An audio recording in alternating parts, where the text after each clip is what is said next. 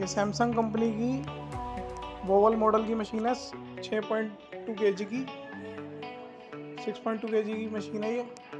इसको अगर हमें खाली स्पिन पे चलाना है कपड़े सुखाने के लिए, पहले स्विच ऑन करेंगे। यहाँ से मशीन की पावर ऑन करेंगे, फंक्शन वाले बटन पे क्लिक करेंगे। हमें यहाँ पे स्पिन रखना है और डिस्प्ले पे 9 आ जाएगा बना हुआ। यहाँ से स्टार्ट कर देंगे।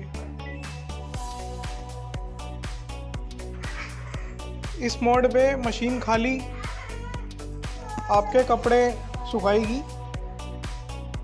पहले आपका जो पानी है मशीन का वो निकलेगा कपड़ों का, उसके बाद मशीन रोटेशन करेगी।